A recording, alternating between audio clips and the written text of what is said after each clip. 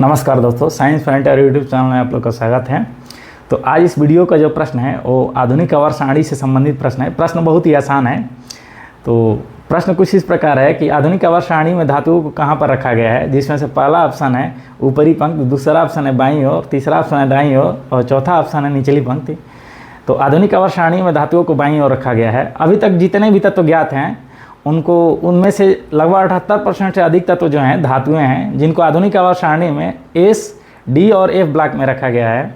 और इनके अलग अलग गुणधर्म के कारण इनको अलग अलग नाम भी दिया गया है। जैसे एस ब्लॉक के समूह एक के धातुओं को कहा जाता है क्षारीय धातुएं, समूह दो के धातुओं को कहा जाता है क्षारीय मृदा धातुएं, और डी ब्लॉक के जो धातुएं हैं उनको संक्रमण तत्व के नाम से जाना जाता है, और एफ ब्लॉक के जो धातुएं हैं उनको आंतरिक संक्रमण तत्व के नाम से जाना जाता है। अब हम आ जाते हैं इस वीडियो के दूसरे प्रश्न पे। तो प्रश्न कुछ इस प्रकार है कि निम्नलिखित में से कौन सी धातु गर्म या ठंडे पानी से प्रतिक्रिया नहीं करती है, जिसमें से पहला ऑप्शन है एल्युमिनियम, दूसरा ऑप्शन है पोटेशियम, तीसरा ऑप्शन सोडियम और चौथा ऑप्शन है कैल्शियम। तो सोडियम, पोटेशियम और कैल्शियम जो है वो गर्म या ठंडे पानी से ही बहुत जल्दी अभिक्रिया कर लेती हैं। ये बहुत ही अभिक्रियाशील धातुएँ होती हैं।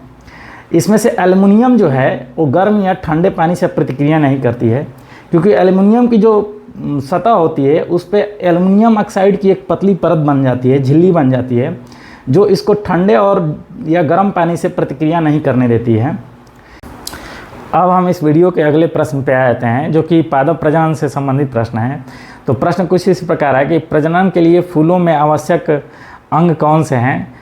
तो इस प्रश्न का जो सही आंसर होगा ऑप्शन पहला होगा, जो कि पुंकेसर और स्त्रीकेसर जो हैं पुष्प के जो प्रजनन अंग है। स्त्रीकेसर जो है पुष्प के मादा जनन अंग है, जो कि पीछे के वीडियो में हम बता चुके हैं, जो वर्तिका और वर्तिकाग्र और अंडाशय से बना होता है। पुंकेसर जो है पुष्प का नर जनन अंग है, जो परागकोश और तंतु से बना होता है।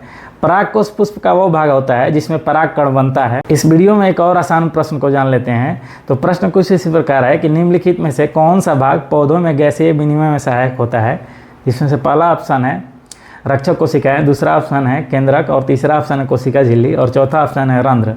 तो इस प्रश्न का जो सही आंसर होगा चौथा ऑप्शन होगा रंध्र, या इसे इंग्लिश में हम लोग स्टोमेटा कहते हैं, जो कि पौधों के पत्तियों पर जो सूक्ष्म छिद्र होते हैं उसे ही रंध्र या स्टोमेटा कहा जाता है। जो कि हम जानते हैं कि पौधे जो है वायुमंडल से CO2 लेते हैं और O2 को गौण उत्पाद के रूप में देते हैं।